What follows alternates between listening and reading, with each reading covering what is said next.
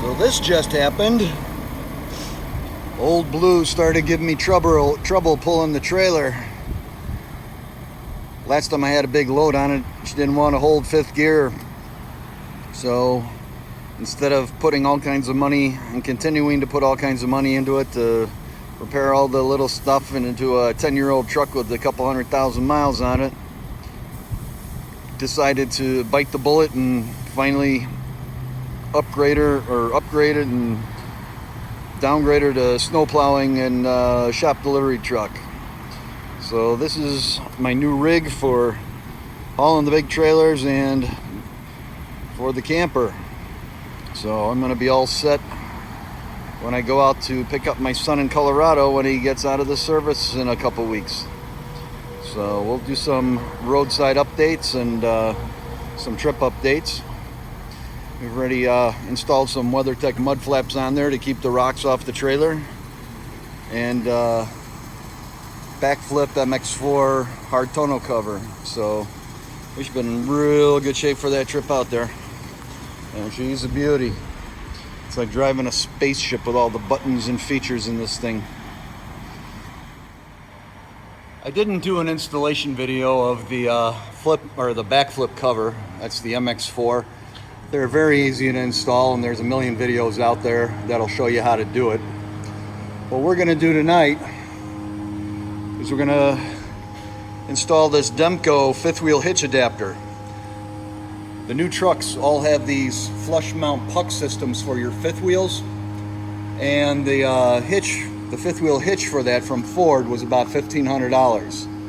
So instead of spending all that kind of money, I bought one of these Demco units from E-Trailer, and it was about $500, and it allows you to use the classic style hitches in here. So you could just drop it into the rails on here and pin them just like you would in a normal fifth wheel setup.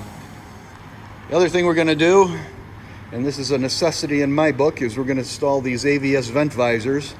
These are the low profile units. I like driving with my windows cracked all year round just to get some fresh air in there.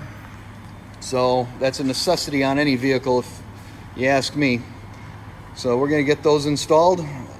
Again, those are the outside mounted, tape mounted low profile units, and get that Demco dropped in and adjusted. There is a little bit of adjustment needed, so get that done and hopefully everything works as advertised. The vent visors are really easy to install. These are the surface mount ones, and on the back side here you see this red plastic that's covering a super durable, super strong tape. What you need to do is you need to fit these things up, remove the tape, and just stick them in place. Hardest part about this process is that you got to do a little pre-alignment, and then you got to pry back this plastic piece to get the front edge of this front window visor underneath the plastic.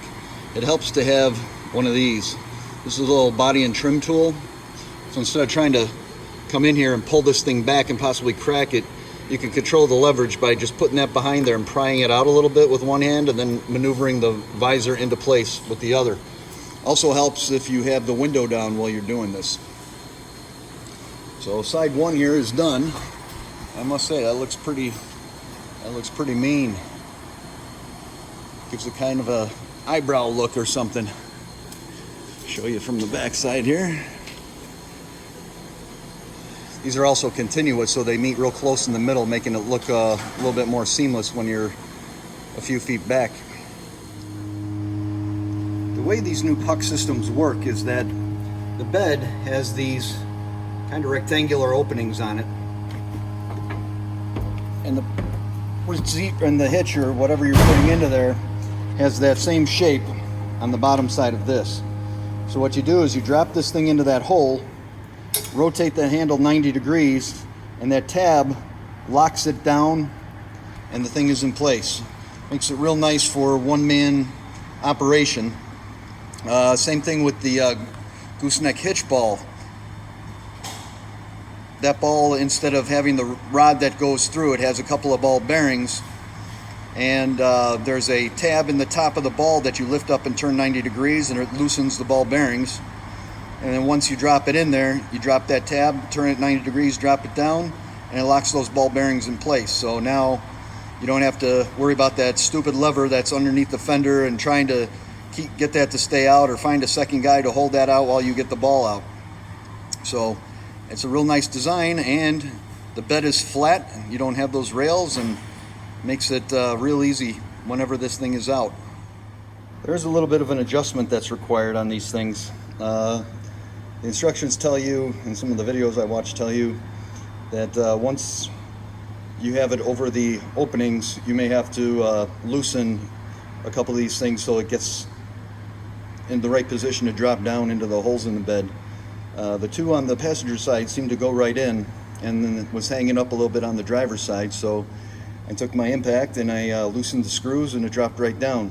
Now all you're supposed to do is be able to tighten those down, and then it should be fit for your truck. It's a one-time fitment, so once it's fit for your truck, it should be able to go in and out in the same way every time.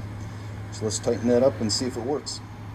All right, we tighten them back down, and it looks like everything's working. Now roll these levers in to lock that thing into position so it can't lift out of the bed, and we put this pin in so that the levers can't open and come loose. This thing sits a little bit off the bed, which is nice, so there's not going to be a bunch of crap and moisture accumulating between the adapter and the bed.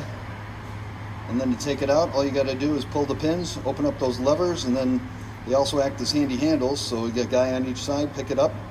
It is pretty heavy. I believe it weighs at least 90 pounds.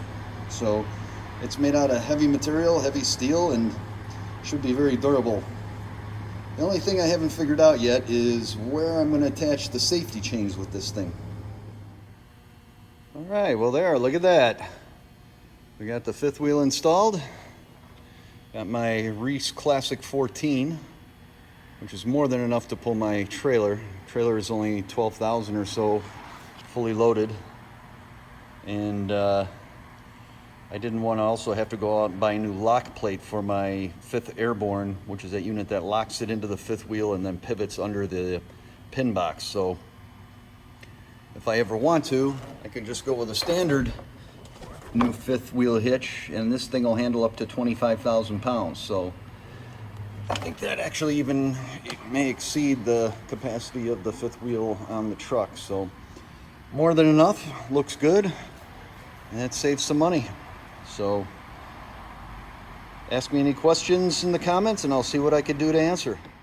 Well, although that was a little bit unexpected, I'm glad that at least I won't have to be worrying about the blue one breaking down on me on the road. It'll give me some peace of mind, and it was a big nut to crack, but I had to do it. I hope you guys stay tuned and watch for some of my on-the-road videos. I'll be hopefully meeting up with my buddy Vaughn from Backcountry Preps and Arizona Unplugged. Hopefully we'll be able to get together and share a few drinks and a little bit of story time, and we'll be posting some videos, and who knows, maybe we'll even be doing a live stream on his channel. So that's Arizona Unplugged on YouTube, or Backcountry Preps also on YouTube. So keep an eye out on his channel or mine, and we'll see what we can put together if we get a chance to hook up. So I'll be seeing you guys in a couple weeks.